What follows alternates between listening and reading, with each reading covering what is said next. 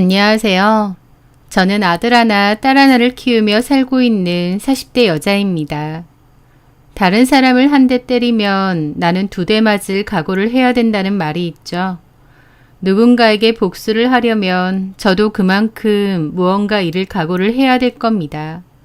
그럼에도 결코 참거나 묻어두고 지나갈 수 없는 일도 있는 것 같습니다. 마치 교통사고처럼 저에게 갑자기 일어났던 그 일. 평범하고 평온했던 제 삶을 엉망으로 만들었던 그 사건. 그 일로 저는 처절한 증오심과 미움까지 느껴야 했습니다. 시간이 조금 흐른 지금 허심탄회하게 그때의 이야기를 할 수 있을 것 같네요. 그 일을 알게 된 건 여느 때와 다름없는 평범한 어느 날의 밤이었습니다. 남편과 같이 보고 싶었던 영화가 있었고 그날 저녁 함께 보기로 해서 맥주와 안주까지 준비를 했었죠. 남편은 사진작가로 일을 하는데 집을 비우는 날도 많았거든요. 그래서 오랜만에 함께 시간을 보내고 싶기도 했죠. 그런데 막상 영화가 시작되니 남편은 피곤했던지 20분도 안 돼서 골아 떨어졌습니다. 소파에서요. 맥주는 몇 모금 마시지도 않고 안주도 거의 먹지도 않았는데 먼저 잠이 든 남편을 보며 좀 아쉽기도 했어요. 모처럼 둘이서 보내는 시간이었는데 하고 말이죠. 나라도 혼자 봐야겠다 생각하며 맥주를 홀짝이면서 영화를 보고 있을 무렵이었습니다. 알림음과 함께 남편 폰에 카톡이 왔어요. 소파 위에 남편의 폰이 놓여져 있었고 저는 무심코 그 폰을 보게 되었습니다. 그런데 제 눈에 보인 미리 보기 창에는 하트 표시가 있었습니다. 아무 말 없는 하트 표시 하나요. 저는 그 순간 머리가 멍해졌습니다. 남편에게 하트 표시를 보낼 사람이 어디 있겠나요? 저는 황당한 기분으로 자는 남편을 가만히 쳐다봤고 보던 영화를 멈췄습니다. 그리고 남편의 폰을 열어봤어요. 도대체 이 밤에 누가 남편에게 하트 표시를 보내나 하고 말이죠. 그리고 알게 되었습니다. 남편이 3년 넘게 저를 속이고 있던 그 진실에 대해서요. 남편에게 하트 표시를 보냈던 건 손은정이라는 여자였습니다. 그 여자는 저도 알고 있는 여자였어요. 왜냐면 남편의 첫사랑이자 첫 연애 상대였거든요. 제가 남편과 연애하던 시절 우연히 남편 서랍에 있던 편지와 사진을 발견하게 됐고 물어보니 과거에 사귀었던 여자친구라고 하더군요. 그 여자의 이름이 손은정이었습니다. 과거에 이미 헤어진 여자친구인데 왜 사진이며 편지며 그대로 들고 있냐고 했더니 버리는 걸 깜빡했을 뿐이라며 제 눈앞에서 찢어서 휴지통에 버렸어요. 그래서 저도 더 이상 아무 말 안 했지만 속으론 알고 있었죠. 첫사랑을 못 잊어서 사진이고 편지고 그대로 들고 있었구나 라는 것을요. 나중에 그 여자랑 왜 헤어졌느냐 물어보니 남편 한다는 말이 자기보다 더 좋은 조건의 남자랑 결혼해서 유학을 갔다고 했다더라고요. 본인은 사진작가이고 수입도 불안정한데 상대방 남자는 집도 잘 살고 학벌도 좋고 잘난 남자였대요. 남편은 자기를 버린 손은정에게 미움이 컸었는데 저로서는 남편이 아직도 그 여자를 못 잊어서 미워하는 마음이 남아있나 싶어 거슬렸어요. 하지만 그 일 이후로 저와 남편이 굳이 그 여자를 언급할 일은 없었죠. 그래서 저도 까맣게 잊고 지냈는데 바로 그 여자랑 남편이 톡을 주고받고 있다는 걸 알게 된 겁니다. 그 하트 표시가 시발점이 돼서요. 저는 떨리는 심정으로 둘의 카톡을 모조리 읽어봤는데 그 여자는 유학을 같이 갔던 본인 남편과 외국에서 살다가 한국으로 돌아왔던 것 같았습니다. 그리고 저희 남편이 결혼한 사실을 알고 잘 지내느냐 연락을 했던 것 같아요. 본인도 결혼을 했고 저희 남편도 결혼을 했고 또 둘은 예전에 헤어지고 끝난 사이잖아요. 그런데 무슨 이유에서인지 그 여자가 먼저 남편에게 연락을 한 것 같았고 남편도 가슴에 묻어두었던 첫사랑이 연락을 하니 좋았던 모양이었죠. 그렇게 연락하다가 결국 불륜관계로 발전을 했던 것 같습니다. 두 사람의 대화로 유추해보니 그 외도관계가 최소 2년에서 3년은 되는 것 같은데 저는 남편의 외도 사실을 전혀 눈치채지 못했어요. 남편을 잘 안다고 믿었고 저를 두고 외도를 하거나 여자 문제로 속을 썩힐 사람은 아닐 거라는 믿음이 있었던 거죠. 그런데 과거의 첫사랑이랑 이렇게 오랫동안 외도 관계가 있었다는 걸 알게 되고 앞으로 뭘 어떻게 해야 하나 눈앞이 컴컴했습니다. 남편에 대한 깊은 분노와 실망, 배신감, 서러움이 밀려들었고 자연스럽게 이혼이라는 단어를 떠올렸습니다. 이 여자를 이렇게까지 못 잊을 것 같으면 나랑 결혼하지 말고 혼자 살지. 나는 그동안 이 사람에게 무슨 존재였나 생각하면 비참하기까지 하더라고요. 다음날 저녁 남편에게 이 일에 대해서 얘기하려고 했고 아이들은 친정 부모님께 맡겼습니다. 좋은 얘기가 아니었기에 싸움이 될 것 같아서였죠. 남편이 집으로 왔고 바로 아이들은 어디 갔느냐 찾더라고요. 저는 친정 부모님이 잠시 봐주신다 할 얘기가 있다고 했습니다. 분위기 때문인지 남편도 조금은 눈치를 챈 것 같았죠. 저는 바로 본론으로 말했습니다. 손은정이랑 만나지? 제 입에서 그 여자 이름이 나오니 남편도 흠칫하더라고요. 예전에 우리 사귈 때 그때 그 여자에 대해서 너한테 들었었잖아. 네 첫사랑이고 오랫동안 짝사랑하다가 사귀었다고. 네가 참 많이 좋아했다고.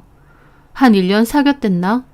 그런데 그 여자가 집안 좋고 학벌 좋은 남자랑 양다리 걸쳤다고 했고 결국 네가 아니라 그 남자 선택했다고 그랬잖아.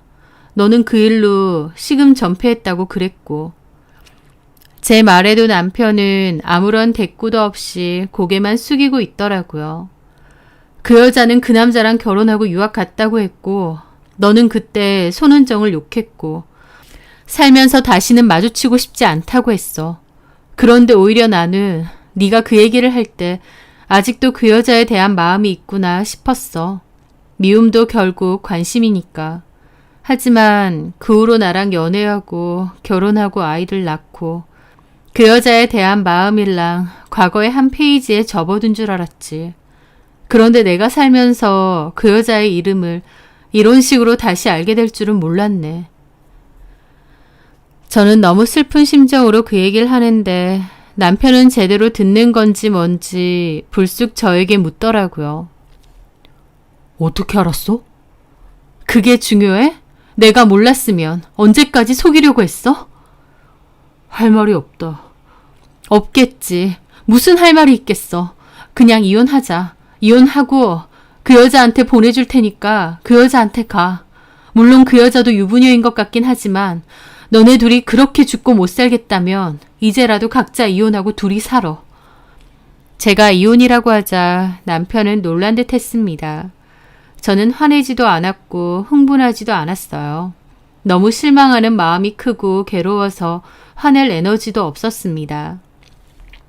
그런데 제가 이혼하자는 말을 하니 남편은 갑자기 저를 붙잡았고 잘못했다고 했어요. 남편은 평소 감정 표현에 무딘 편이었고 크게 화를 내거나 슬퍼하는 모습도 잘 못 봤습니다. 당연히 우는 것조차도 본 적이 없죠.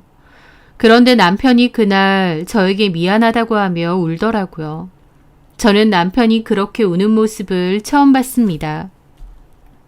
지금 돌이켜보면 그런 거 아무것도 아닌데 그냥 지 감정에 휩쓸려서 울었던 걸 텐데 그때 저는 남편이 우는 모습을 보고 저도 울컥 눈물이 났습니다. 남편은 그러더라고요. 그 여자는 자기 첫사랑이었고 다 잊었다고 했지만 사실은 잊지 못했던 것 같다. 그래서 그 여자가 다시 연락 왔을 때 설레었었다. 그래서 만난 것도 맞다. 이건 아닌데 싶고 저한테 정말 미안했지만 자기도 모르게 그 여자를 만나왔다. 너무 잘못했고 그 여자랑은 당장 끝내겠다. 한 번만 봐줘라 라고요. 오히려 남편이 어설프게 변명하거나 잡아댔으면 저도 뒤도 안 보고 이혼을 했을지도 모릅니다. 하지만 남편은 오히려 솔직하게 다 털어놓고 진심으로 잘못을 비는 듯 했어요. 남편이 야속하고 미웠지만 그럼에도 한 번은 넘어가 줬습니다. 남편은 제가 보는 앞에서 그 여자에게 전화해 다시는 연락 말라고 분명하게 말했고 저한테도 다시는 이런 일이 없을 거라고 했습니다. 그렇게 말하는 남편의 모습은 진심 같았고 저는 남편을 믿어줘 보기로 했어요. 남편이 바람피는데 용서해주는 여자들을 보며 왜 저렇게 어리석냐, 한 번 핀 놈이 두 번 안 피겠냐고 했던 저인데 제 상황이 되니 저 역시도 미련한 선택을 하게 되더라고요. 현실적으로 걸리는 것도 많았고요. 어쨌든 남편은 그 여자와 끝냈고 저는 남편을 용서했고 그 일은 남편과 저 둘 다 입 밖으로 거론하지 않은 채 덮어두게 되었습니다. 남편은 그날 이후 저에게도 더욱 신경 쓰는 듯 했고 아이들에게도 잘했어요. 하지만 한번 그런 일이 생기니 제 마음속엔 늘 불신과 괴로움이 남아있더라고요. 저는 남편에게 손은정에 대한 연락처와 모든 신상을 다 달라고 했습니다. 연락은 안 할 거다. 다만 내가 그런 걸 다 들고 있어야 안심이 될 것 같다라고요. 남편도 순순히 다 알려주더라고요. 손은정 연락처, 집 주소, 직장, 남편과 시댁이 뭘 하는지도요. 손은정은 한 개인 디자이너 의류회사에서 일을 하고 있었는데 그 대표 디자이너가 손은정의 신우라고 했습니다. 시어머니는 한복 디자이너라고 했고 그 신우도 유학파 출신 의상 디자이너라고 했죠. 신우네 사무실과 시어머니 매장이 한 건물에 있다고 했고요. 손은정은 의류 디자인 전공은 아니지만 신우네 회사에서 실장으로 일을 한다고 했습니다. 손은정의 남편은 대학에서 교수로 일한다고 했습니다. 시댁이 꽤 재력가라고 했고 그 남자랑 만나려고 제 남편은 버린 것이었겠죠. 하여튼 남편에게서 손은정에 관한 정보를 받았는데 상간녀에 대한 정보를 들고 있으니 불안함이 조금은 덜 하더라고요. 여차하면 상간소송이라도 해버릴 거고 내가 다 불어버릴 거다라는 마음도 있었으니까요. 저는 손은정 번호를 제 카톡에다가 등록해놨습니다. 어떤 미움은 그리움과 닮아있다는 유명한 대사처럼 저는 그 여자의 사진을 수시로 봤어요. 그 여자는 카톡 프로필 사진을 자주 바꾸는 편이었는데 자랑하는 걸 꽤 좋아하는 여자였습니다. 특히 시댁 식구들이랑 같이 찍은 사진도 잘 올려놓고 남편이랑 찍은 사진도 잘 올려두었죠.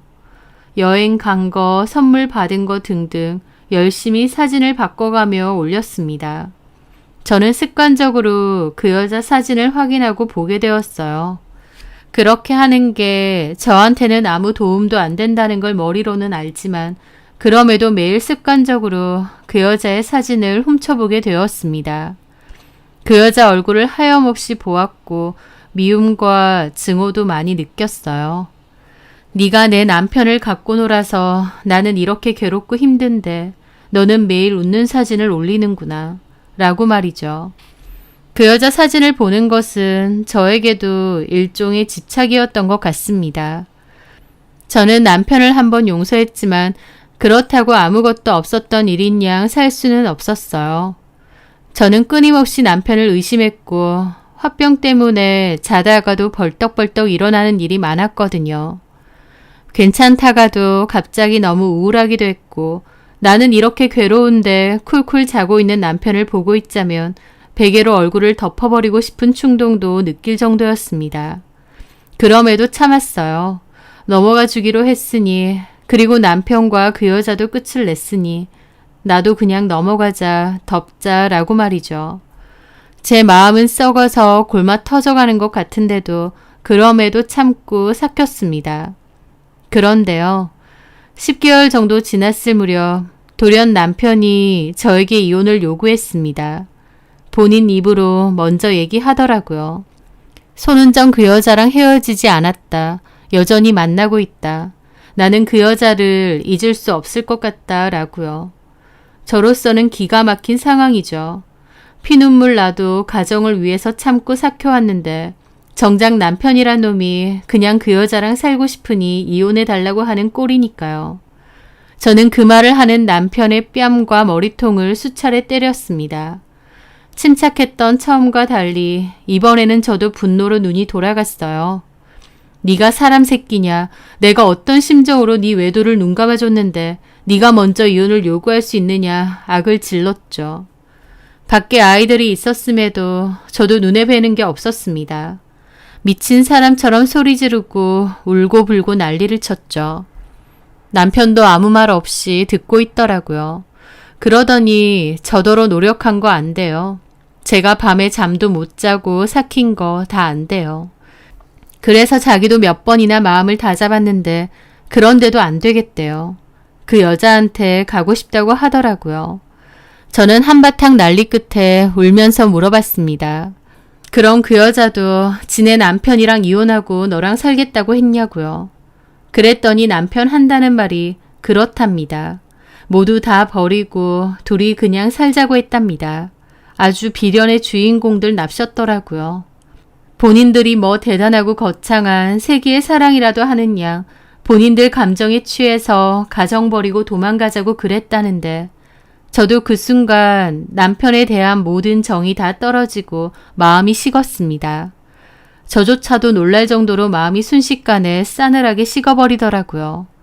남편 본인도 10개월 동안 누구보다 잘 알았을 거예요. 제가 어떤 심정으로 용서해 줬는지요. 제 속이 끓을지언정 꿈속에서는 몇 번이고 남편의 목을 졸랐을지언정 현실에서는 티내지 않으려고 노력했습니다.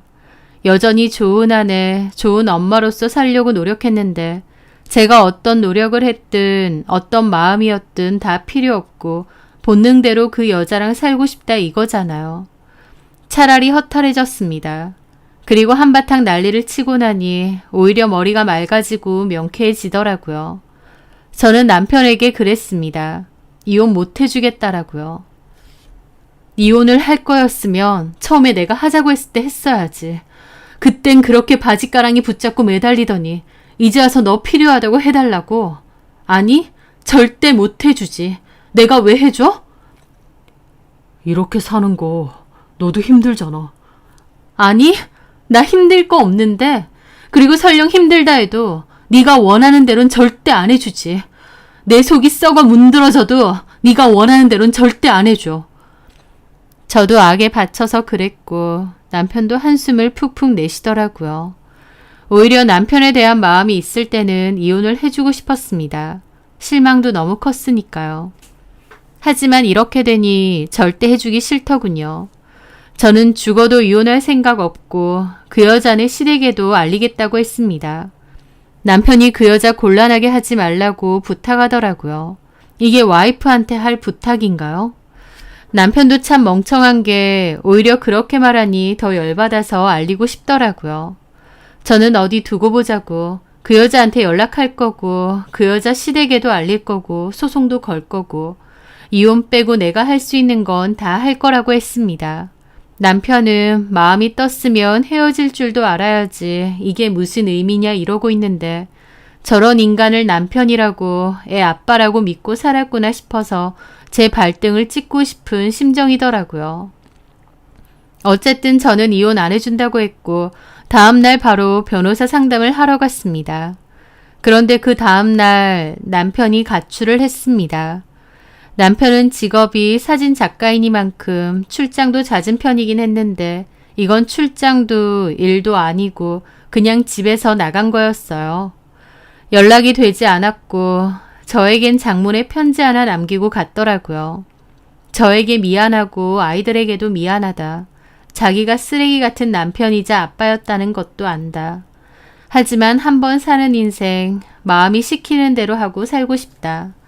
남편보다도 애 아빠보다도 본인 자체로 살고 싶다. 나를 용서하진 못해도 이해는 해달라 라는 개소리를 적어놓고요. 그걸 보는데 너무 어처구니가 없어서 실성한 듯 한참을 웃었던 것 같아요. 그렇게 비겁한 남편은 집을 나갔고 저는 당연히 그 손은정도 함께 집을 나갔을 거라 생각했습니다. 그런데 카톡 프로필 사진을 확인해 보니 지네 시댁 식구들이랑 저녁 식사 자리에서 찍은 듯한 사진을 올려놨더라고요. 어느 고급스러운 호텔 식당 같았고 손은정도 그 사이에서 환한 얼굴로 같이 찍혀 있었습니다. 전날까지도 그 사진이 아니었으니 그날 아침에 바꾼 사진이었어요. 그걸 보는데 이게 뭔가 싶더라고요.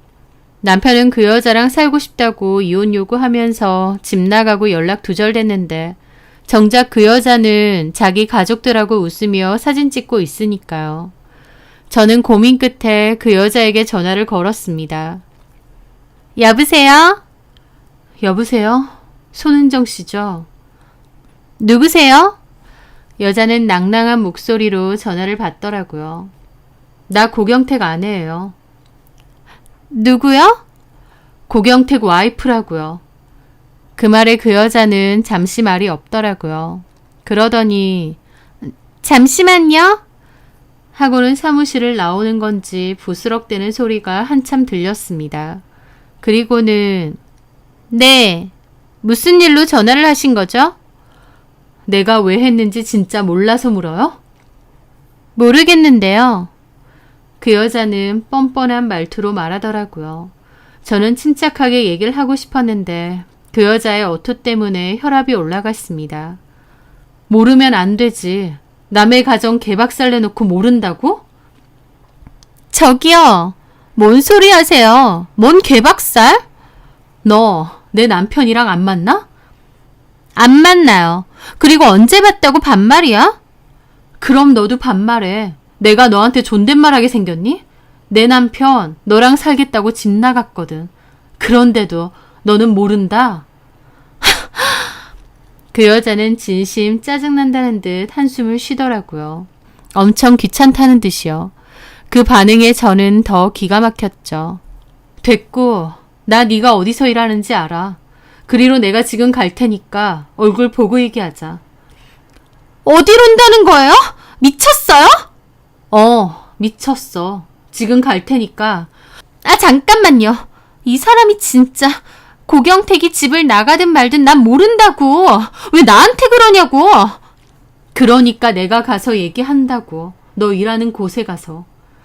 제가 일하는 곳에 간다고 하니 그 여자도 그제야 똥줄이 타는 듯 했습니다. 목소리가 한껏 부드러워지더라고요. 아, 저기요. 고경택 와이프니 그러지 말고 제가 갈게요. 차라리 주소 얘기하세요. 제가 갈 테니까. 내가 간다니까. 아, 내가 간다고요. 어디로 가면 되죠? 그래서 저는 일단 저희 집 인근에 카페 하나를 알려주고 그리로 오라고 했습니다. 그 상간녀를 만나러 가는데 그날 제 눈에 보인 하늘, 상가, 거리의 사람들, 늘 보던 것들인데도 기분이 참 묘하고 이상하더라고요. 저는 먼저 도착했고 내가 지금 뭐 하고 있나 그런 생각을 계속 하고 있었어요. 15분 정도 기다리니 그 여자가 오더라고요. 사진으로 너무 많이 봤던 여자라서 멀리서 오는데도 단박에 알아봤습니다. 물론 그 여자는 저를 잘 몰랐겠지만요. 제가 여기라고 손을 들어올리니 그 여자가 오더라고요. 그러더니 잔뜩 경계한 얼굴로 내 얼굴을 잘 아네요? 그러는 겁니다. 잘 알지. 얼굴만 알 것 같아? 너에 대한 거 다 알아. 고경택이 얘기해줬어요? 10개월 정도 전에. 나한테 들켜서 고경택이 너한테 전화해서 헤어지자고 했었지. 그때 너에 대한 정보 다 넘겨줬어. 하씨. 그 뒤로도 계속 만났지. 근데 왜 자꾸 반말이에요? 라는데 뭐 이런 게 다 있나 싶더라고요. 저는 자리에서 일어났습니다. 어딜 가요? 너 일하는 곳. 거기 가서 얘기하자. 반말. 내가 지금 쌍욕을 퍼붓고 싶은 걸 참고 있는데.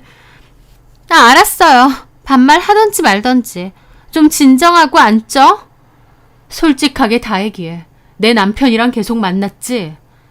몇 번 안 만났어요. 몇 번 안 보면 불륜이 아니야? 내 남편이 너랑 살겠다고 집 나갔어. 너도 그러자고 했다던데. 아, 고경택 진짜?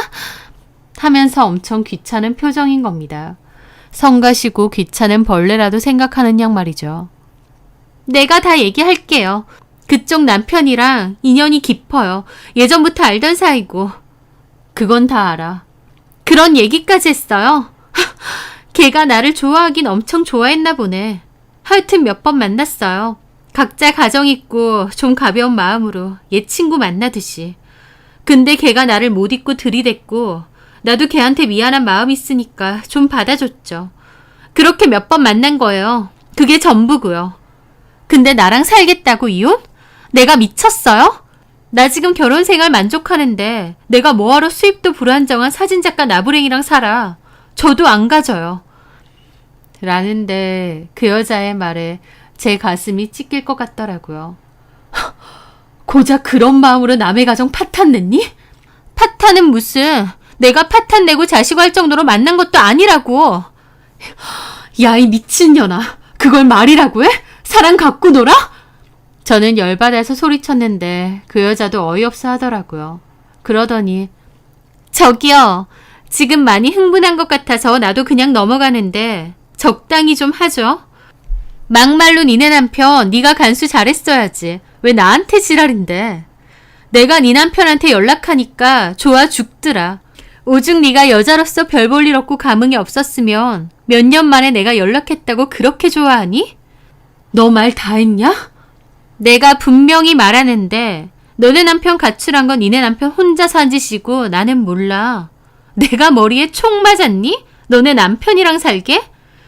내가 지금 결혼을 어떻게 했는데 고작 니네 남편이랑 살자고 내 가정 파탄 내겠어? 그리고 네 남편 가출한 게 그게 왜 꼭 나 때문이야? 그냥 너랑 살기 싫어서 헤어졌을 수도 있잖아. 저는 열받아서 앞에 있던 물잔을 확 끼얹었습니다. 그런 거 드라마에서나 봤지 제가 해볼 거라고는 생각도 못했는데 너무 열받으니까 그런 행동이 나오더라고요. 물을 확 끼얹으니 주변 사람들도 놀라서 쳐다보고 웅성거리고 그 여자도 저를 노려보더니 얼굴을 닦더라고요. 내가 한 번은 참아줘. 근데 두 번은 건들지 마. 너 내가 소송도 할 거고 다 알릴 거야. 어디 해봐. 내가 누리고 있는 거 건들기만 하면 나도 가만 안 있어. 네 남편 네가 간수 똑바로 하고 나한테 다시는 연락하지 마. 네 남편 저도 안 가지고 이제 지긋지긋하니까. 이렇게 짜증나게 엮일 줄 알았으면 애초에 연락도 안 했어. 진짜 지겨워 죽겠네. 네 남편한테도 똑바로 말해. 나한테 연락하고 질척이지 말고 가정에나 돌아가시라고. 그리고 본인도 본인 가정 일은 알아서 해. 왜 나한테 난리야? 그렇게 그 여자는 자리를 떠났고 저는 너무 분통이 터졌습니다. 그 여자는 진심도 아니었는데 남편 혼자 너무 북치고 장구친 거였어요. 남편이 너무 어리석고 멍청하게 느껴졌죠. 그 일이 있고 저는 이틀 정도 몸살을 앓았습니다. 너무 속으로 끙끙 앓았더니 몸살이 다 나더라고요. 그렇게 이틀을 내리 앓은 저는 기운을 차렸습니다. 그리고 핸드폰을 꺼냈어요. 손은정의 말이 떠오르더라고요. 자기가 누리고 있는 것들을 건드리면 가만 안 두겠다고요. 본인은 남의 가정 쑥대밭 만들어 놓고 본인 것은 건드리면 가만 안 둔다뇨. 남편도 용서할 수 없지만 손은정도 마찬가지였습니다. 저는 저희 남편에게 문자를 보냈습니다. 네가 손은정이랑 살겠다고 가정 버리고 집 나갔는데 좋다. 이혼해주겠다. 재산 분할 똑바로 하고 위자료와 양육비 똑바로 내놔라. 그럼 협의로 이혼해주겠다라고요. 그날 저녁에 바로 연락이 왔습니다. 이혼해 준다고 하니 연락하는 꼴도 웃겼죠. 저는 집으로 오라고 했고 이혼 서류도 받아오라고 했습니다. 남편은 다음날 집으로 왔는데 며칠 사이에 수염도 많이 나고 얼굴도 까칠해졌더라고요. 남편 얼굴을 보는데 등신도 이런 상등신이 있을까 싶더라고요. 정작 손은정은 지랑 살겠다고도 안 했는데 왜 혼자서 이런 미련한 짓을 할까 하고 말이죠. 남편은 미안하다며 제 눈을 못 쳐다보겠다 어쩌고 하더라고요. 저는 다 필요 없고 이혼에 관한 협의나 하자고 했습니다. 그런데 남편은 왜 갑자기 마음을 바꿨느냐 묻더라고요. 그래서 저도 그랬습니다. 치사스러워서 너랑 더 이상 안 살고 싶다 라고요. 남편은 미안하다고 하던데 저는 그런 말도 이제 듣기 싫다고 했죠. 그리고 저도 궁금한 걸 물어봤습니다. 너 나랑 헤어지면 그 여자랑 살겠다고 했지? 오, 그건 합의된 거야? 오, 남편은 또 합의가 됐대요. 그 여자는 펄쩍 뛰었는데 그 여자가 저한테 거짓말을 한 건지 남편이 멍청하게 착각하는 건지 그럼 손은정하고 연락하느냐 했더니 남편 한다는 말이 각자 가정 정리하고 나서 다시 연락하기로 했답니다. 참 가지가지 한다 싶고 남편이 너무 멍청하고 어리석어 보였지만 더 이상 묻지 않았어요. 하여튼 저는 그렇게 남편과 협의로 이혼을 하게 되었습니다. 위자료도 최고 수준에서 위로금 얹어서 받기로 했기 때문에 상간소송도 하지 않기로 했어요. 제가 소송을 안 한다고 하니 남편은 그저 고맙다고 하던데 저는 속으로 생각했습니다. 소송 안 한다고 했지 안 터트린다고는 안 했다 라고요. 지지부진하게 소송하고 싸우고 그러고 싶지 않았습니다. 내가 벌금을 내는 한이 있더라도 그냥 직접 터트릴 거다 그 생각이었거든요. 그렇게 남편과는 이혼 접수를 했습니다. 그리고 저는 저만의 복수를 시작했어요. 저는 사실 손은정과 만날 때 했던 모든 대화 내용을 녹음했습니다. 일부러 의도한 건 아니고 손은정을 기다리고 있을 때 문득 생각이 들었어요. 아, 필요할 수도 있으니 녹음을 다 해야겠다라고요. 손은정이 본인 입으로 네 남편 갖고 논 거다. 내가 미쳤다고 너네 남편이랑 살겠냐 등등 그 모든 얘기들이 다 녹음되어 있었죠. 듣는 저는 열받았지만 그래도 녹음을 해둔 건 참 잘한 것 같더라고요. 일단 손은정의 남편이 있는 대학교 사무처에 연락을 했습니다. 교수라고 불리지만 아직은 정식 임용된 교수는 아니었더라고요. 학교 내에 따로 교수 사무실이 없다고 해서 개인 연락처를 받아낼 수 있었죠. 저는 손은정 남편의 연락처로 손은정과 제가 나누었던 대화 음성 파일을 보냈습니다. 그리고 손은정의 시어머니가 한복 디자이너라고 했는데 손은정과 같은 건물을 쓴다고 했던 게 기억났죠. 위치 검색을 해보니 한복샵이 있었고 전화를 해서 대표님과 통화를 하고 싶다고 했습니다. 며느님에 대해서 할 얘기가 있다고요. 그렇게 손은정 시어머니에게 연락이 왔고 대놓고 말했습니다. 며느님이 만나고 있는 남자의 아내다. 기니 보내드릴 게 있다고 연락처를 알려달라고요. 그 어머님도 처음엔 말도 안 된다고 펄쩍 뛰었습니다. 우리 며느리가 그럴 애가 아니라고요. 그래서 제가 증거를 보낸다고 직접 보고 판단하시라고 하니 보내주라고 연락처를 알려주더라고요. 그렇게 손은정의 시어머니한테도 보냈습니다.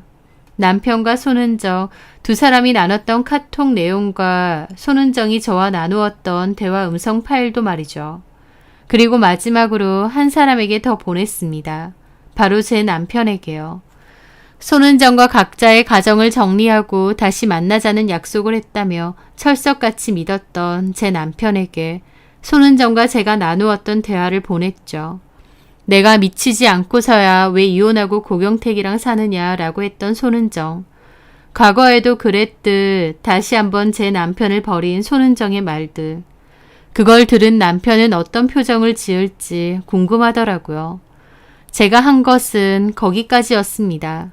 그 대화를 듣고 그 사람들이 판단할 문제라고 생각했어요. 넘어가고 싶으면 넘어가고 용서하고 싶으면 용서하고 단죄하고 싶으면 또 그렇게 하겠죠. 그 여자는 결혼 생활에 만족도가 크고 시부모님과 본인 남편이 이 사실을 알게 될까봐 노심초사했어요. 그 가족들에게 다이렉트로 알리는 것이 제가 할 수 있는 가장 확실한 복수라고 생각했죠. 남편은 제가 보낸 문자를 보고도 아무런 대답이 없었습니다. 반면 손은정의 남편과 시어머니는 난리가 났죠. 손은정은 저에게 전화해서 무슨 짓이냐고 악을 질러댔고 가만 안 둔다고 부들거렸습니다. 명예훼손으로 고소할 거라고 하면서요. 저는 고소하고 싶으면 하라고 했습니다. 내가 겨우 그것도 각오 안 하고 했겠냐고요. 손은정은 그 후 정말 저를 고소했고 고소장을 보니 제가 본인 가족들에게 의도적으로 폭로를 하는 바람에 이혼 위기에 처했고 정신적인 고통을 받고 있다고 적혀 있더라고요. 고소장을 받긴 했어도 손은정도 이혼 위기에 처했다는 말에 웃음이 절로 났습니다. 남의 꽃밭 망쳤으면 본인 꽃밭도 망쳐질 각오도 해야 되는 거니까요. 고소권으로 경찰 조사를 받을 때 그 일에 대해서 상세히 진술했고 저 역시도 그 여자와 남편의 외도 때문에 정신과 진료도 받을 만큼 고통이 상당했다. 너무 괴로워서 한 짓이다 라고 진술을 했습니다. 초범인데다 상황을 어느 정도 정상 참작 인정받아 가벼운 벌금형을 받고 끝이 나게 되었죠. 제가 할 수 있는 최선의 복수였고 어쨌든 그 여자네 식구들도 다 알게 되었고 그 여자도 이혼 위기니까 내가 원하는 건 달성했다 싶었습니다. 그런데 얼마 뒤 저는 아주 충격적인 얘기를 들어야 했어요. 그리고 그 얘기로 제 복수도 완성이 되었죠. 제 남편, 아니 이혼했으니 이제 전 남편이 된 그 남자가 손은정을 찾아갔다는 겁니다. 손은정은 제 폭로 때문에 이혼 얘기가 오갔지만 그럼에도 본인은 억울하다, 오해다 하면서 어떻게든 수습하고 이혼만은 막아보려 했던 모양이에요. 그런데 제 전 남편이 손은정 회사를 찾아갔고 신우랑 직원들도 다 있는 데서 사무실을 뒤집어 엎었다고 했습니다. 본인은 가정 버리고 기다렸는데 손은정은 그럴 생각 없었고 그저 갖고 놀았다는 사실을 알고 붕괴한 것이죠. 그러면서 손은정하고 전 남편 사이에서 몸싸움까지 일어났는데 전 남편이 손은정을 계단에서 밀어서 크게 다쳤다고 했습니다. 그 일로 전 남편은 폭행치사 혐의로 구속이 되었다고 하더군요. 그리고 손은정은 그 일 때문에 결국 시댁과 남편으로부터 이혼을 당했다고 했죠. 병원 생활하면서 이혼 통보 받았다고 하더군요. 제가 보낸 문자를 보고도 전 남편이 아무런 말도 없길래 의아했는데 사실은 자신을 배신한 손은정에 대한 깊은 분노와 배신감이 있었던 모양이었습니다. 그래서 결국 손은정을 찾아간 모양이었어요. 전 남편이 과묵한 편이고 감정 표현도 잔잔한 편이라 그런 폭력적인 부분이 있을 거라고는 상상도 못했어요. 저랑 결혼 생활에서도 그런 모습은 본 적이 없고요. 그런데 손은정을 찾아가 위협을 가하고 결국 그 일로 구속까지 됐던 겁니다. 그 얘기를 듣는데 전 남편에게 그런 모습이 있었나 싶어서 오싹하더라고요. 게다가 손은정 역시도 다쳐서 병원 생활하고 결국 이혼당하고 쫓겨나게 되었고요. 첫사랑이니 뭐니 좋다고 불륜 즐길 때는 그 말로가 이렇게 될 줄은 몰랐겠죠. 그 둘 다. 자기 감정이 제일 중요하다며 책임감이고 뭐고 다 집어던지고 도망갔던 전 남편. 본인은 사랑을 위해 모든 걸 버렸다 생각하겠지만 책임감도 의리도 없이 그저 한낱 감정 노름에만 휩쓸린 어리석은 인간일 뿐이었던 것 같아요. 또 손은정은 전 남편이 자기한테 목매는 걸 아니까 적당히 갖고 놀려다가 결국 지발등 지가 찍은 것 같고요. 그런 것들에 사랑 노름에 이용됐다 생각하면 지금도 피가 거꾸로 솟지만 어쨌든 그것들도 벌 받았으니 됐다고 생각합니다. 저는 더 이상 손은정의 사진을 보지 않습니다. 물론 그 여자도 소문 다 나고 이혼까지 당해서 더 이상 사진을 바꾸지도 않지만 저 역시도 더 이상은 습관처럼 손은정의 사진을 확인하는 짓은 하지 않아요. 이제 다 끝이 났고 그 여자가 어떻게 살던지 더는 신경 쓰이지 않기 때문이죠.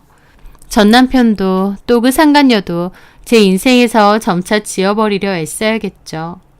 많은 상처를 남긴 일이긴 하지만 시간이 약이라 생각하고 다시 꿋꿋이 살아가려 합니다. 힘든 일을 잘 견뎌주었던 제 스스로가 대견하고 앞으로는 좋은 일이 가득했으면 좋겠어요. 사연을 들어주시는 분들에게도요. 끝까지 제 사연 들어주셔서 감사합니다.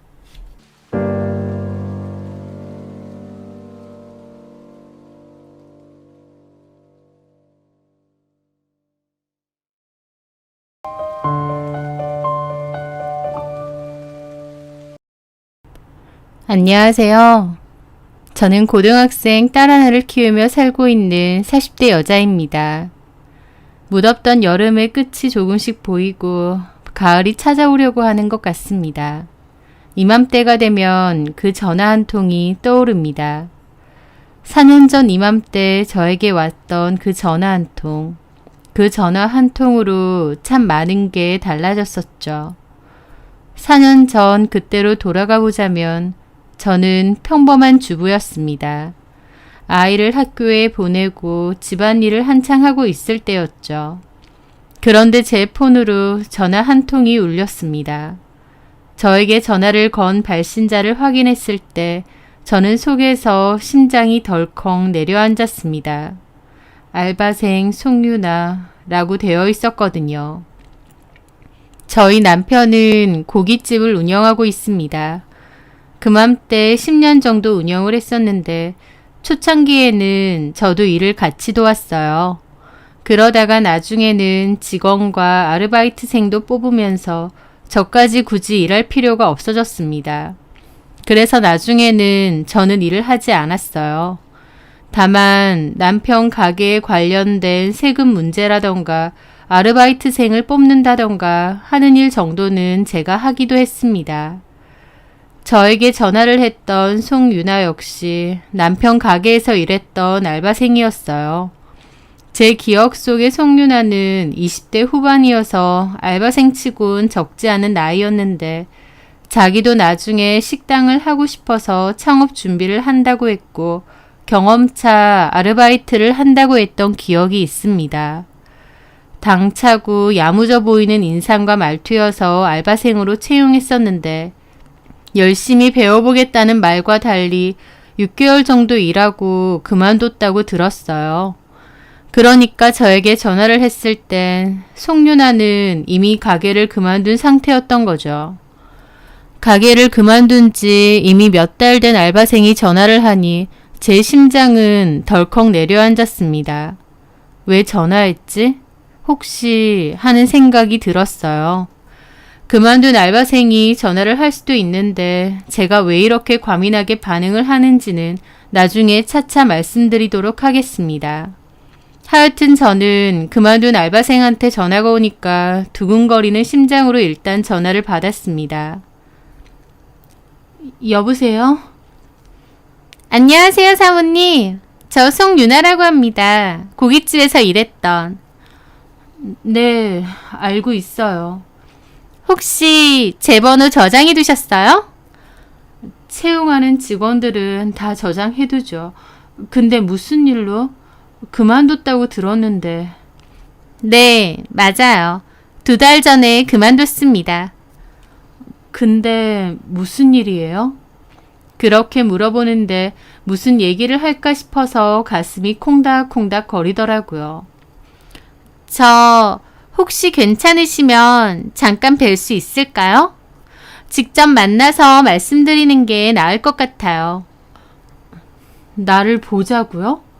왜요? 꼭 드릴 말씀이 있어서요. 시간 오래는 안 뺏을게요.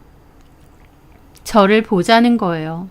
저랑 개인적으로 친분이 있는 것도 아닌데 저를 보자고 하니 이상하기도 하고 거부감도 확 들었죠. 그럼에도 찝찝한 부분이 있어서 알겠다고 만나자고 했습니다.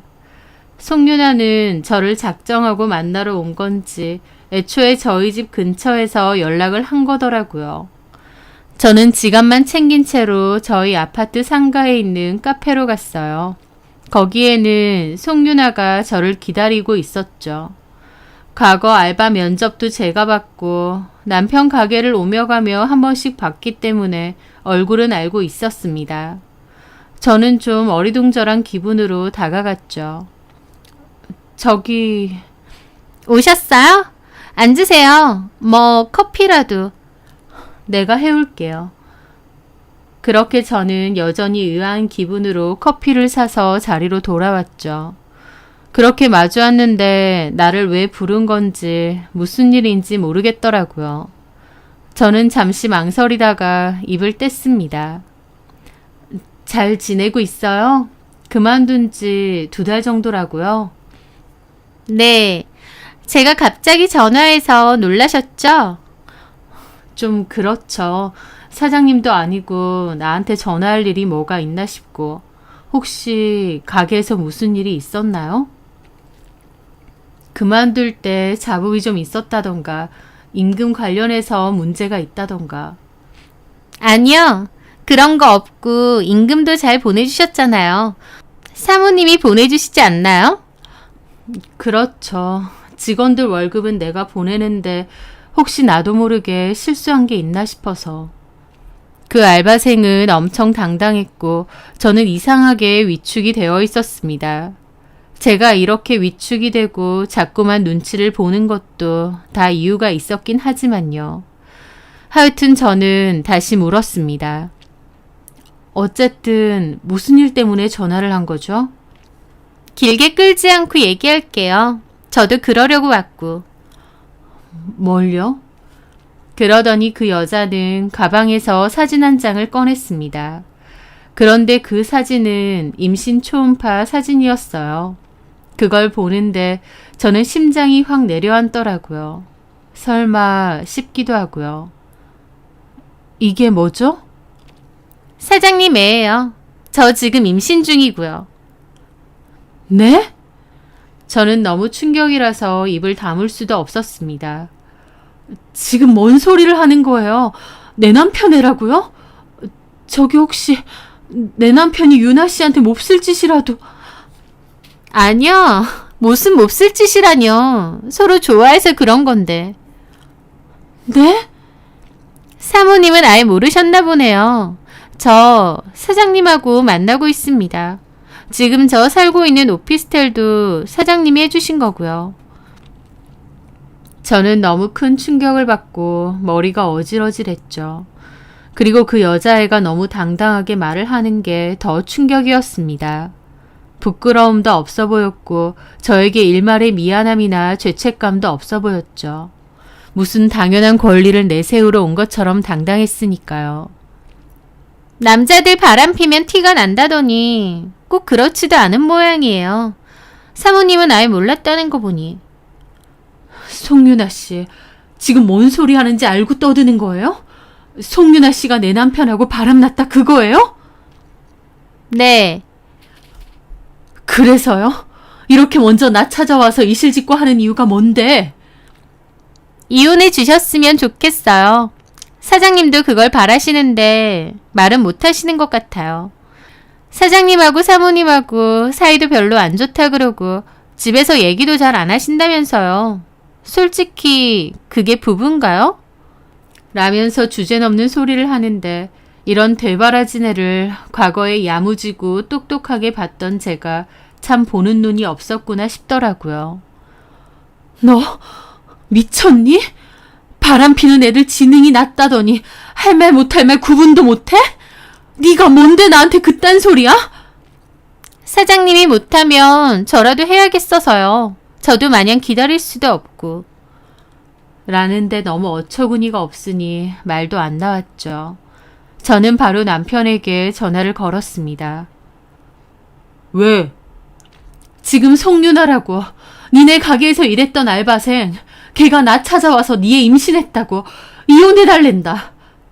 뭐라고? 너 진짜 가지가지한다. 지금 어디야? 내가 갈게. 저는 남편에게 상가 카페라는 말만 짤막하게 알려주고 전화를 끊었습니다. 앞에서 당당하게 저 쳐다보고 있는 이 여자를 보는데 이게 꿈인지 뭔지 싶더라고요.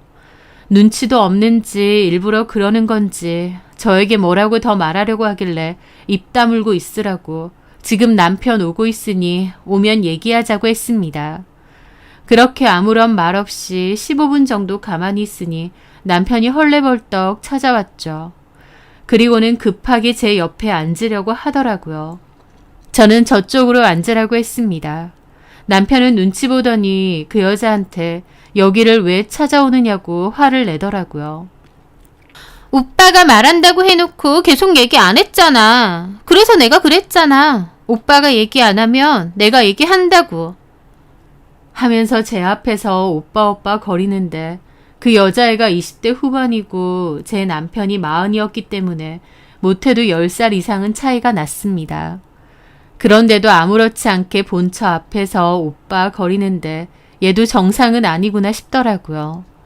남편은 환장하겠다는 얼굴로 머리를 감싸쥐더니 저한테 저기 일단 일어나자. 여기 보는 눈도 있고.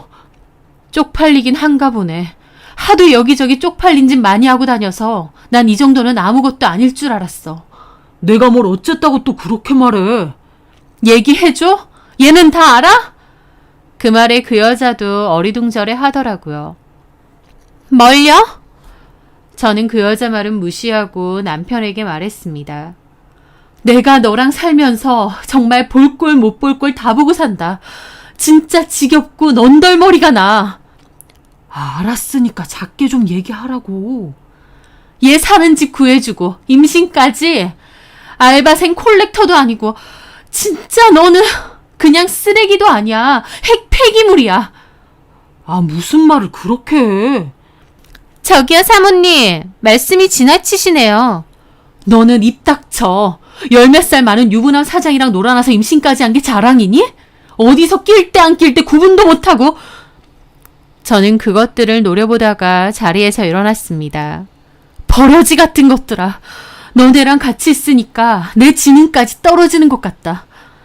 저는 그렇게 자리를 박차고 나섰습니다. 그 카페를 벗어나는 그 순간부터 저는 이미 머릿속에 이혼을 떠올렸던 것 같아요. 더 이상은 못 참겠다. 더 이상은 안 되겠다. 저 핵 폐기물 같은 인간 전현한테 줘버리자. 그 생각만 머릿속에 가득했습니다.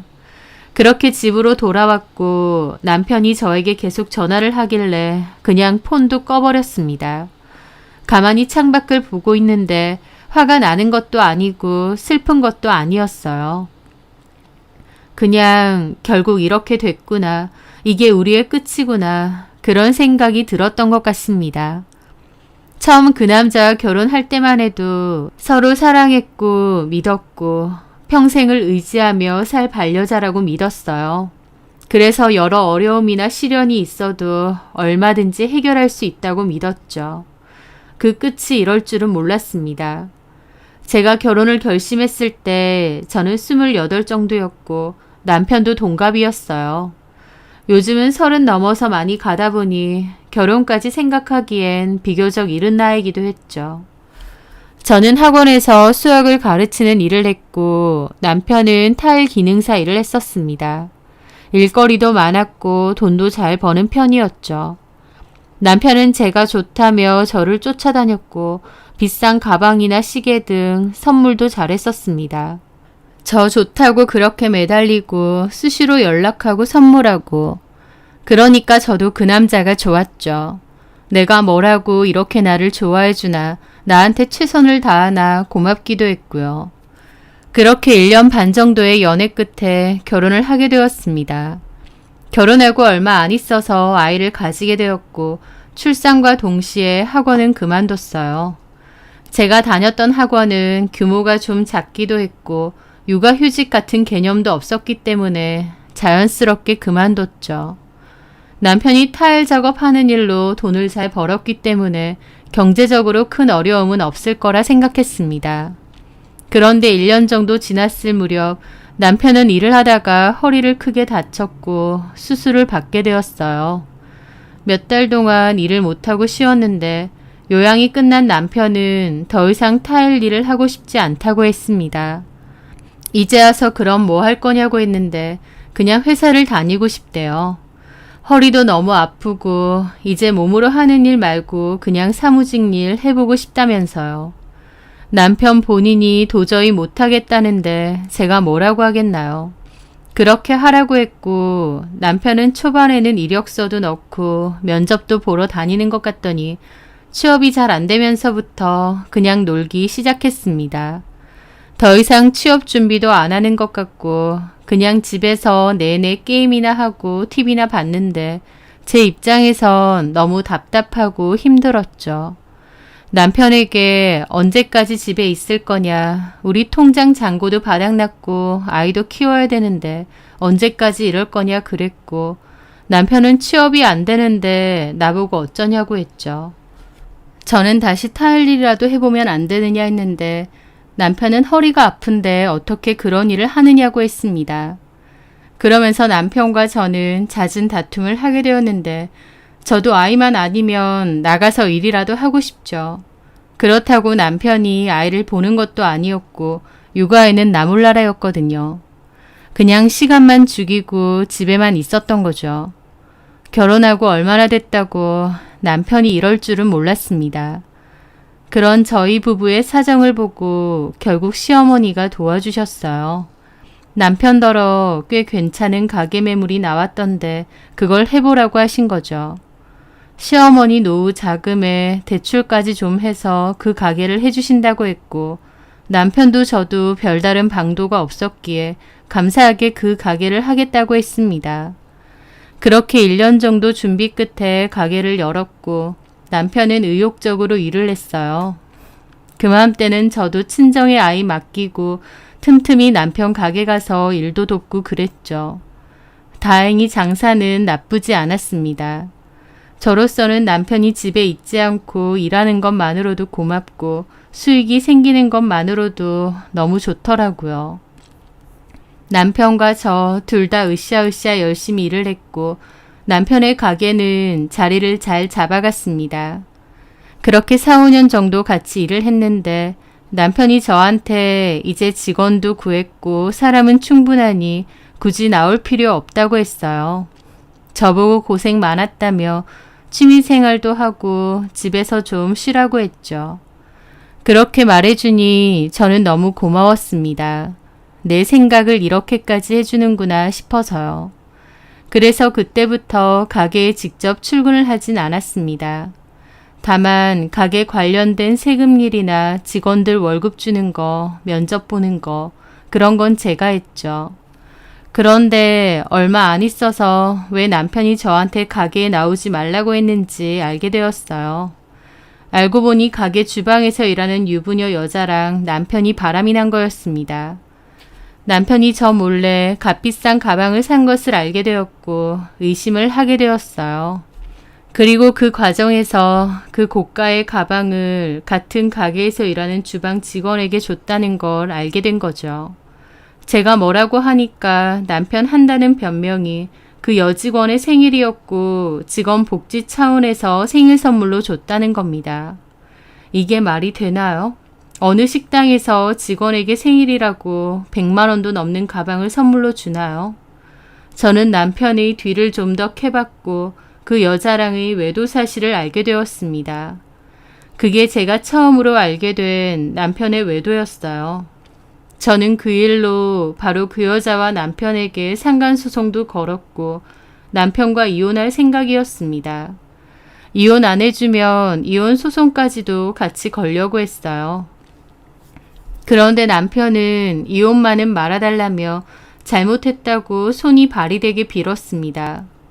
울면서 미안하다고 며칠이나 빌었고 자기가 쓰레기네 뭐네 하면서 제 앞에서 죽겠다고까지 했죠. 결국 한바탕 난리 끝에 이혼은 철회를 했습니다. 대신 상간소송은 끝까지 하겠다고 했어요. 그렇게라도 해야 분이 풀릴 것 같았거든요. 결국 그 여자에게 상간소송 걸어서 위자료 받았고 그 여자는 자기만 소송 걸린 거 억울하다며 제 남편을 상대로 구상금 청구 소송도 했었습니다. 하여튼 그런 소란이 있었고 아무리 덮어주기로 했지만 어쨌든 남편의 외도로 큰 상처를 받았어요. 믿었던 남편이 바람을 폈다고 하니 그 후유증도 오래갔죠. 하지만 이혼 안 하고 한 번은 덮어주기로 마음 먹었기 때문에 저도 웬만해선 그 얘기를 거론하지 않기로 했고 잊어버리기도 했습니다. 그런데 그 일이 있고 1년 정도 지났을 무렵 남편은 고소를 당했습니다. 무슨 고소냐고요? 남편이 가게 여자 알바생 한 명에게 성희롱적인 발언을 여러 번 했고 그 알바생이 그걸 녹음해서 성희롱 고소를 했던 거예요. 그 사실을 알고 저는 까무러쳤습니다. 남편이 밖에서 그런 소리를 하고 다니는 인간인지 몰랐어요. 와이프가 어떻게 남편에 대해서 그렇게 모르냐 할 수도 있지만 저는 정말 몰랐습니다. 제 앞에서는 오히려 차분하고 과묵한 편이었고 그런 실없는 소리를 할 것 같지는 않았어요. 더더군다나 본인 가게에서 일하는 여자 알바생한테요. 남편도 처음에는 억울하다, 자기가 당한 것 같다, 자기는 그런 사람이 아니다 막 그러길래 남편을 믿어야 하나 했는데 그 알바생이 녹음했다는 음성을 직접 듣게 되었습니다. 남자친구랑 진도가 어디까지 갔냐느니, 남자친구가 힘 좋게 생겼다느니, 지난 휴무 때 남자친구랑 여행 갔냐느니 등등 제가 들어도 경악스러울 만큼 성희롱 의도가 가득한 헛소리를 엄청 했더라고요. 목소리는 분명 남편인데 이런 저질스러운 소리를 했나 놀랄 정도로요.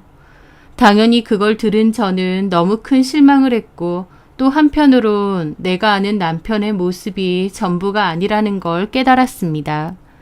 그 일은 남편이 그 알바생에게 사죄를 하고 합의금까지 물면서 일단락됐어요.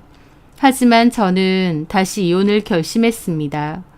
이혼 서류 제 거 다 작성하고 남편 것도 하라고 했고 아이 데리고 친정으로 가버렸어요. 외도도 한번 봐줬는데 또 다른 여자에게 저런 농담이나 하고 찝쩍거렸다 생각하니 도저히 더러워서 같이 못 살겠더라고요.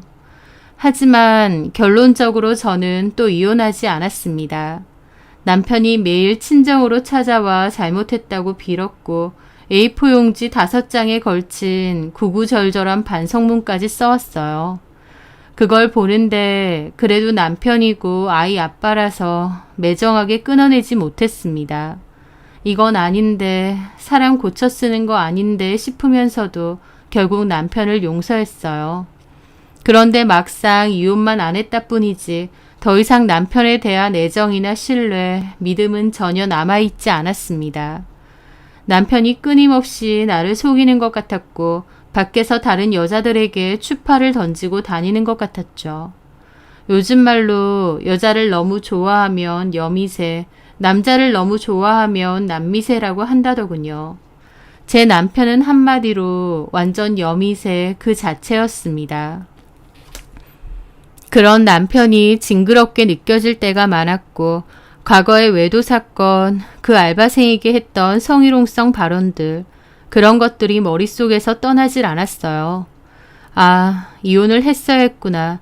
나는 이걸 절대 모른 척 덮어두고 지나갈 수 없겠구나. 뒤늦게 깨달았습니다. 그리고 남편도 반성한다면서 다신 안 그러겠다고 했지만 과연 그럴 수 있을까? 개가 똥을 끊지 저 인간이 정신 차릴 수 있을까 싶었어요. 그래서 다시 이혼을 하자고 했는데 남편은 한번 넘어간 일인데 무슨 이혼이냐며 자기도 더 이상은 그런 짓 안 하니 그냥 살자고 하더라고요. 저도 현실적으로 여러 가지 걸리는 게 많아 이혼까진 안 했지만 그때부터 더 이상 남편과 정상적인 부부로 살진 않았어요. 남편과 각방을 썼고 꼭 필요한 대화 말고는 집에서 대화도 잘 안 했죠. 예전에는 서로 꼭 껴안고 TV를 보거나 아이가 잠들면 집 앞에 나가서 맥주 한 잔씩 하고 그랬는데 더 이상 그런 것도 안 했습니다. 하고 싶지도 않았고 남편의 속에 도대체 뭐가 들어있나 모르겠더라고요. 그렇게 서로 대화 없이 남남처럼 살았고 이렇게 살 거면 이혼하는 게 맞지 않나 라는 생각도 끊임없이 계속했던 것 같아요. 제 딴에는 아이 생각해서 이혼을 안 하려고 했던 건데 부모가 사이가 안 좋고 남남처럼 지내는 게 아이에겐 더 안 좋을 거였기 때문에 이혼하는 게 맞지 않나 싶었어요. 이혼이라는 게 막상 제 일이 되니까 결코 간단한 일도 쉬운 일도 아니더라고요. 정말 많은 고민을 했던 것 같아요. 그러던 차에 그 전화를 받았던 겁니다. 그 여자 알바생 송윤아에게 전화가 왔던 날 제 심장이 덜컥 내려앉은 것도 그런 이유였어요. 내 남편이 또 사고를 친 건가, 무슨 잘못을 한 건가, 알바생한테 성희롱이라도 했을까, 아니면 더한 짓이라도 한 걸까? 심장이 철렁했던 거죠. 물론 송윤아랑은 남편의 일방적인 잘못이 아니라 쌍방이서 합의했던 불륜이었지만요. 어쨌든 다시는 안 그러겠다며 제 앞에서 눈물로 반성하고 반성문까지 썼던 남편이지만 또 10몇 살 어린 알바생 여자랑 바람피고 그 알바생 사는 집 구해주고 임신까지. 정말 갱생도 안 되는 쓰레기가 이런 거구나. 발정난 개 땡땡이구나. 그 생각이었습니다. 그리고 내가 뭘 믿고 2번이나 믿어줬나 내 발등을 찍고 싶었죠. 너무 실망을 많이 했기에 더 이상 실망할 것도 없었고 그냥 이혼해야겠다 생각했어요. 저를 배신한 것도 배신한 거지만 살면서 남편이 또 무슨 짓을 벌일지 가슴 조마조마하면서 이렇게 더 살고 싶지도 않았거든요. 그렇게 저는 이혼을 결심했습니다. 남편은 송윤아가 저를 찾아온 그 사건 이후로 집에 안 들어왔어요. 비겁하기까지 한 남편은 저를 피한 거죠. 저는 마음속으로 이미 이혼을 마음먹었고 어차피 이혼하려고 했는데 송윤아가 자꾸 염장을 지르면서 문자를 보내더라고요. 오빠, 저희 집에서 지내요. 이렇게 사는 거 의미 없는데 이혼해주세요. 라고요. 그걸 보는 순간 오히려 이혼 못 해주겠더라고요. 이 미친 것들이 뭐가 이렇게 당당한가 싶고요. 저는 송윤아 하는 소리가 너무 어이없고 열받아서 이혼 못 해주겠다고 했습니다. 이혼 안 할 거고 위자료 소송이나 받으라고 했죠. 송윤아도 가만히 있었으면 제가 그냥 이혼해 줄 거였는데 염장을 지르니까 더 안 해주고 싶었던 거죠. 그리고 송윤아에게 경고했습니다. 네가 나한테 이런 식으로 보낸 문자가 다 소중한 소송 증거가 된다라고요. 그리고 경고만 한 게 아니라 정말 위자료 소송도 걸었어요. 송윤아는 상간소송 받고 나서 발등에 불 떨어졌는지 더 가열차게 이혼 요구하고 남편도 동조했습니다. 그전까진 절대 이혼은 안 된다고 했던 남편이지만 이제는 송윤아랑 살겠다고 그냥 이혼해달라고 하더라고요. 제가 그토록 이혼해달라고 할 땐 안 해주더니 정작 제가 이혼 못한다고 하니 이혼해달라는 그 상황도 어이가 없었죠. 저는 남편에게 그랬습니다. 나에게 이혼을 요구하고 싶으면 내가 솔깃할 만한 제안을 먼저 하라고요. 나는 너 때문에 결혼 생활 내내 마음고생 너무 심하게 했다. 그런데도 다 참아줬는데 결국 너는 또 여자랑 몰래 만나고 이제 이혼까지 요구한다. 내 입장에선 얼마나 기막힌 일이냐 그랬어요. 남편은 자기가 할 말이 없다고 하면서 눈물까지 찔끔거리는데 악어의 눈물이라는 게 저런 거구나 싶더라고요. 저는 다 필요 없고 지금 사는 집 나에게 넘기면 이혼해준다고 했습니다.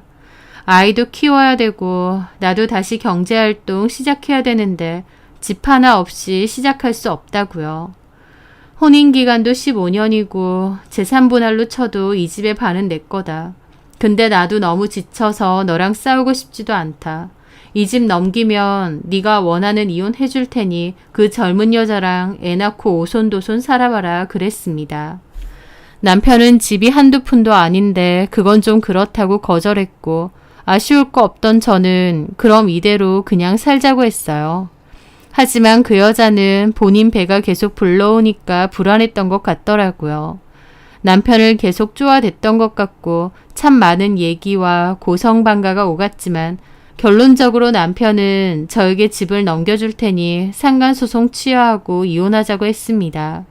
제가 바라던 바였어요.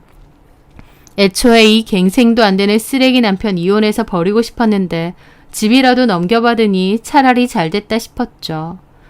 남편이 집을 넘겨준다고 했을 때부턴 순조롭게 협의 이혼 진행을 했고 조정 마지막 날 남편 보는 앞에서 변호사에게 전화해 상간소송 취하도 했습니다.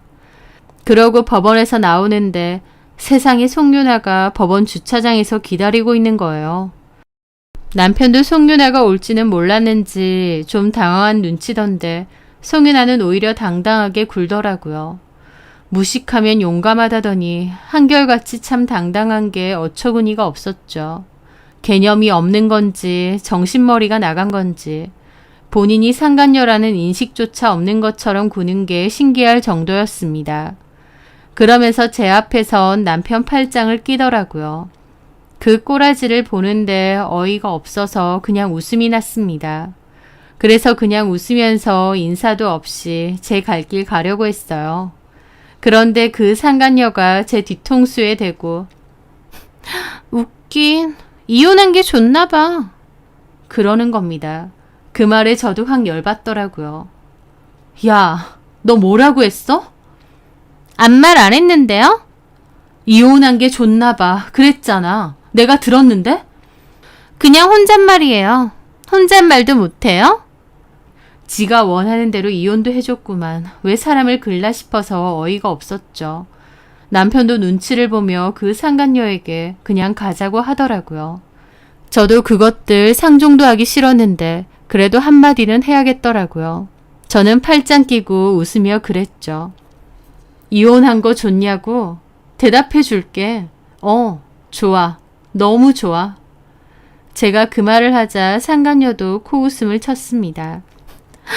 센 척은. 내가 굳이 센 척을 왜 해? 내 표정 보면 모르니? 진짜 좋아. 저 처치곤란 쓰레기 같은 인간 어떻게 치우나 했는데 쓰레기차가 나타나서 자진해서 데리고 간다니 얼마나 좋아. 쓰레기차? 말 다 했어요? 네가 불쌍해서 한마디 해줄게. 본처보다 네가 잘나서 저 인간 뺏은 것 같지? 나한테 뭐 이긴 기분이라도 드는 것 같지? 근데 조금만 살아보면 아닌 거 알 거야. 나 이혼 너무 하고 싶었는데 네 덕분에 수월하게 했다. 너도 각오하고 살아. 나도 저 인간이랑 살면서 참 별일 많이 봤거든. 멀리 볼 것도 없겠다. 각오해. 조만간 큰 거 하나 올 거야. 너는 뭔 소린지 모르겠지만 나도 저 인간도 잘 알거든. 그 말에 남편도 발끈해서 그만하라고 화를 내더라고요. 이게 뭔 소린지 모르는 그 여자는 어리둥절해하고요. 이게 뭔 소리야, 오빠? 아니야, 아무것도. 이제 끝났으니까 서로 갈 길 가자. 남편은 그러면서 황급히 그 여자를 데리고 차에 오르더라고요. 저는 황당한 기분 반, 후련한 기분 반을 느끼며 그 자리를 떴습니다. 그날 저녁 그 여자가 전화가 왔더라고요. 아까 그 얘기가 뭔 소리냐고요. 야, 내가 네 친구야? 어따 대고 자꾸 전화질이야. 아까 그 얘기가 뭔데요? 오빠 잘만 하더니 니네 오빠한테 직접 물어봐. 얘기를 안 해주니까 그렇죠. 하면서 안달이 나 있더라고요. 저는 말해줄까 말까 하다가 그냥 계속 궁금해라 싶어서 얘기해줬습니다. 나 아까도 말했지만 너 때문에 이혼하는 거 아니야. 너랑 바람난 거 알기 전부터 이혼 서류 준비해놓고 살았던 사람이야. 왠 줄 알아? 알기 싫어도 조만간 알 거다. 얼마 전에 경찰서에서 연락이 왔어. 왜 왔을까?